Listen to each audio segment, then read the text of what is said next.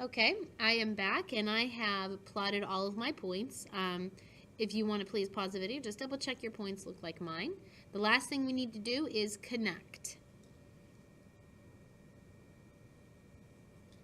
It is going to approach the y-axis, but it will never touch it. It is going to approach the x-axis, but never touch it. Same thing on this positive quadrant one side as well. Approach but never touch the axes. And just like I said up above, it will always look like this. If x is on the bottom, your graphs will always look like this. All right. Last question is part C. What is y when x is -3? Well, all that means is that I need to plug in -3. Okay? So I have y equals 12 over -3, which is just -4. And if you really saw it, we know that from our xy chart. Okay, number 2, we're going to do the same thing again, just we're practicing, making sure you know how to pick your x's and make the equation. So what is the function that models this? Well, just like in the step above, my inverse, it says that it's inverse right here. See that word inversely? Inverse is y equals k over x. They're telling us x is 8. They're telling us y is -7. I need to solve for k. So I'm going to multiply by 8. And I get -56 equals k. That is not the model. That is just the constant of variation. So I have to do y equals -56 over x. What does this graph look like on an xy chart? So we could sit here and plug in like the thousands of factors of 56. But here's what I'm going to do. I'm going to do the ones that I know pretty basic, okay? So I'm going to do like -8. -8, I know that goes into 56. -7, 6 does not go into 56. 4 does not go into 56. No, it does. So I can pick -4. I don't think 3 doesn't go in there. 2 goes in there. So I'm just going to pick some of the ones I know to get a good enough picture. And of course, 0. Now I'm going to pick those same ones, but I'm going to pick them as positive. So I'll just work my way back up. So I'll pick 2, 4, 7, and 8. This will give us a good enough picture of the graph. So it's time to plug this x, my left hand, into my right hand. So -56 divided by -8 is actually +7. -7 now. -56 divided by -57 is +8. -56 divided by -4 is +14. -2 divided by -56 is going to be 28. And 0 will give me undefined because you can't divide by 0. Okay, now divide by +2, you get -28. Divide by +4, you get -14. Divide by +7, you get -8. +8 gives you -7. I am not going to graph the 2 and the -2 because those are ridiculous. Unless I guess I could count by 2s. Yeah, sure, why not? I'll do my y-axis by 2s so I can fit them on there. I'll keep my x-axis as 1s, those. Okay? All right. So I'm going to go ahead. I'm going to pause the video and I'm going to plot these points. Remember, I'm skipping by 2s on the y-axis. Please also pause the video and plot them yourselves. Okay, after plotting your points, and if you skipped by 2s like I did, these are the points you have.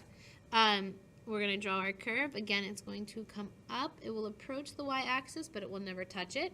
And this one will actually start like leveling off. It will approach eventually the x-axis, but again, never touch it. And the same thing happens here. Approaches the y-axis, but it will never touch it. Approaches the x-axis, but will never touch it either. So they're always in like opposite quadrants. If it's negative, like -56, it's going to be in these 2 quadrants. And if it's positive, like +12, it's going to be in these 2 quadrants. All right, part 3 brings us to problem 3. How do you model an inverse variation in like a real life example? Your math class decides to pick up litter each weekend in a local park. Each week there's approximately the same amount of litter. The table shows the number of students who worked on the first 4 weeks of the project and the time needed to complete. So what I'm hoping you're noticing is the more people that showed up, the less time it's going to take. That makes it inverse. So like if 17 kids showed up, it only took 15 minutes. But if only 3 kids showed up, it takes 85 minutes. One function models this data. So I decided already this was inverse because one going up and one going down. Determine 2 things, plug them in for x and y, and solve for k. So to determine if it's inverse, here's what we're going to do. We're going to take all of these. Remember the test for inverse was y times x? We're going to do that in each of these problems up here. So we're going to do 3 times 85. I'm going to do it over here towards the side. 3 times 85, 5 times 51, 12 times 21, and 17 times 15. We better get a pretty decent answer. Like it should almost be the same each time. It's a word problem, so it probably won't be the same each time, but it'll be good enough.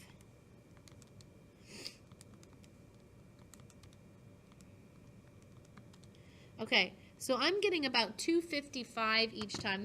This one gives me, so each one was about 255 each time. All right, this one was only 252, but every other one was 255 when I did them. So what we did is we just actually solved for k. So we don't have to go, we actually have k. So if you look over here, there's the value of k. Fill it in and make an equation. So my equation is y equals, I said it was inverse, the number you got, the k value, over x. There you go. Now it says, how many students, they didn't want us to use x and y, did they? So instead of x, they have an n, and instead of y, they have a t. We may as well go ahead and do what they want. There you go. They wanted to use t and n instead of y and x. How many students should there be to complete the project in 30 minutes? So 30 minutes, that's a time, so that's going in for t. So I do 30 equals 255 over x, or over n for number of students.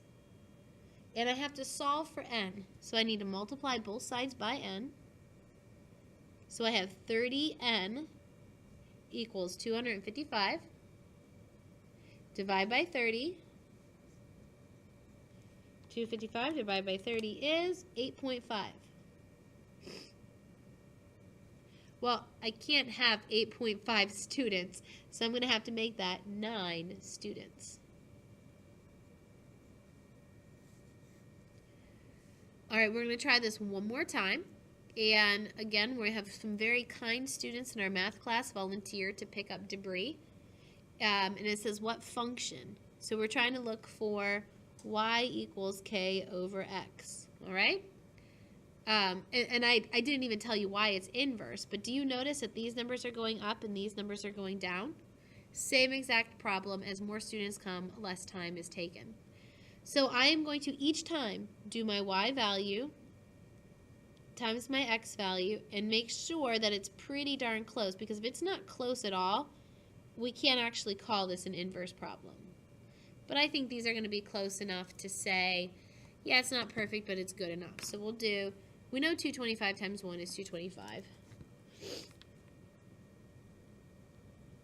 I think 75 times 3 is also 225. So I can start 225.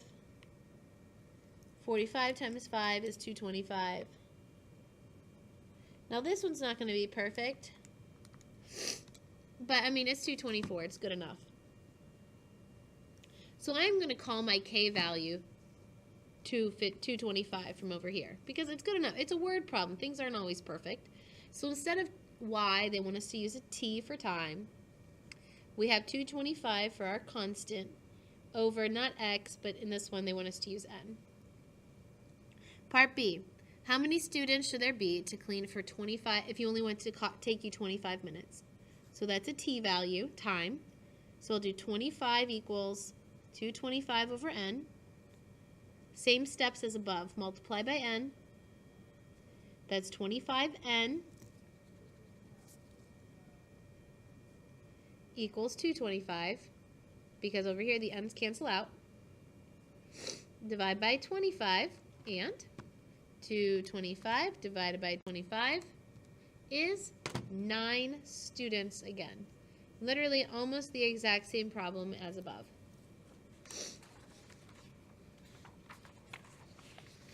On the next page, we are going to talk about, we're going to combine all of these things, and we're going to have things that vary jointly, inversely, directly, and we need to know what all of that looks like. So the first thing is, notice they all say z varies, every single one. So when you write that, it's going to be z equals, z equals, z equals every time.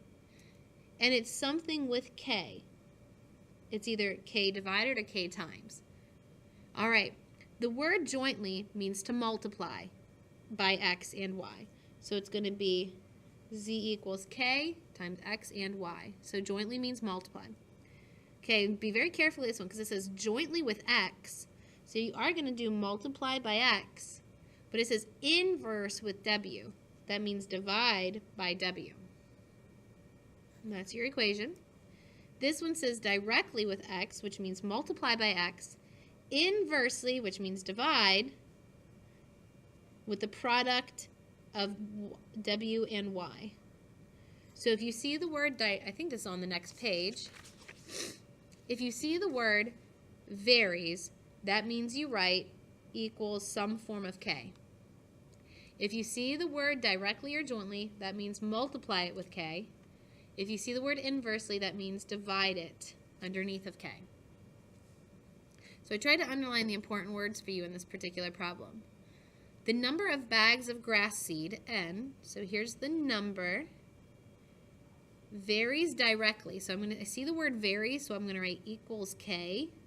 I see directly, so I'm going to multiply by what it says, with the area, A, to be seeded, and inversely, that means divide by the weight, W, of the bag of seed. So this pretty much says the bigger the yard you have, the more seed you need, but the bigger the bag, you don't need as much. So it's going to be multiplying with A, dividing by W. Now let's fill in. It takes 2 3-pound bags to seed this area. So how many bags? 2. How much area? 3,600. What's the weight? 3 pounds. Okay, and I just used these numbers right here. I need to therefore solve for k. Multiply both sides by 3. So I get 6 equals k times 3,600. This is on your test, by the way. Divide by 3,600. K equals 6 divided by 3,600 is 1 over 600. My equation is almost the same as it was at the beginning. It's still n, it still equals, but the value of k is 1 over 600 now, A and W. So I just took k out and I put in 1 over 600. Now let's go ahead and answer this last part, this last question right here. How many bags do you need to buy if you have 9,000 feet and the bags are 3 pounds? So n equals 1 over 600. The area of your yard is 9,000. And the weight of your bag, W, is 3. So I filled in area and I filled in W. Okay, so I do 1 times 9,000. I know that's 9,000. 6 times 3 is 1,800, or 600 times 3. Divide those. 9,000 divided by 1,800, 5. I need to buy 5 bags in order to seed my yard. The next problem, we're going to do this again, but we're going to do it applying gravity. It says potential energy, like how much you have, like potentially based on how high you are, PE, is a measure of energy. Now I'm going to do this. PE varies directly. Now watch what I'm going to write just from that box. PE varies directly. with an object's mass. So directly means multiply by the mass, m, and its height. So it says multiply by mass and by height. And I think they don't have any words. I don't see any inverse words on there. So it says physicists use G to represent the constant of variation. So they use G instead of K. All right, we can do that. This skateboarder over here, he has a mass of 58. So we're going to put in 58 for him. And he has a potential energy of 2273.6 joules. And if we look at the picture, we see that he is 4 meters off the ground. What is the gravitational, let's see. Oh, we need to solve for G then. We have no idea what G is. Let's go ahead and figure that out.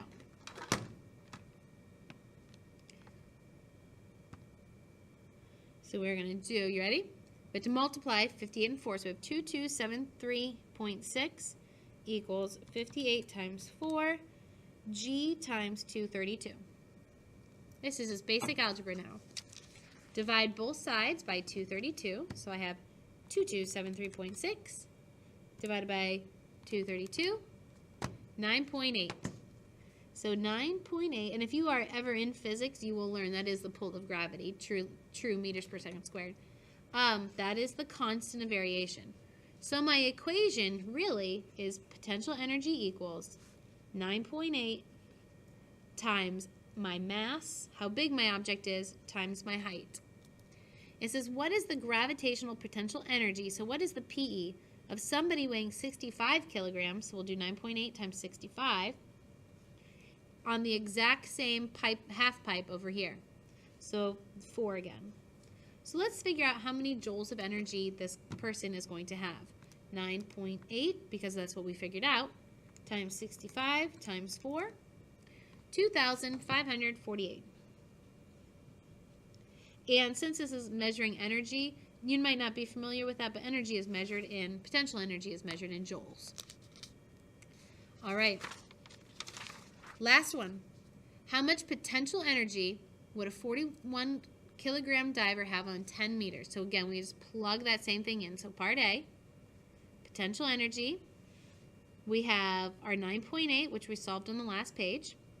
We have 41 kilograms, and we have 10 meters. Figure out how much potential energy that person on the diving board has.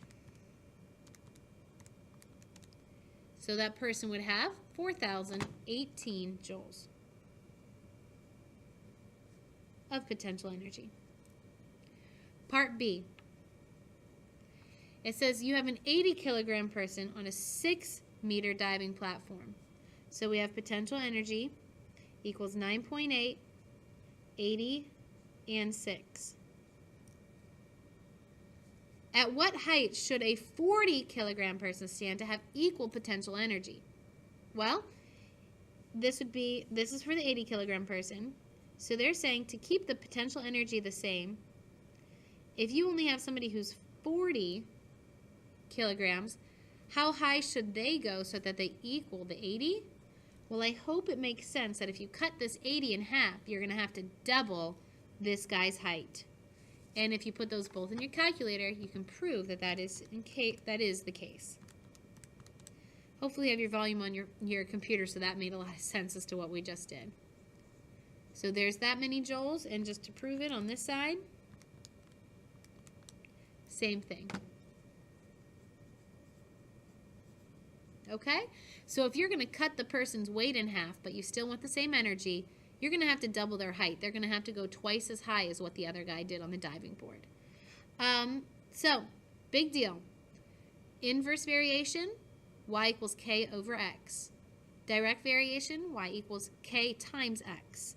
Know how to make your formulas and how to solve for the constant in order to figure future questions out.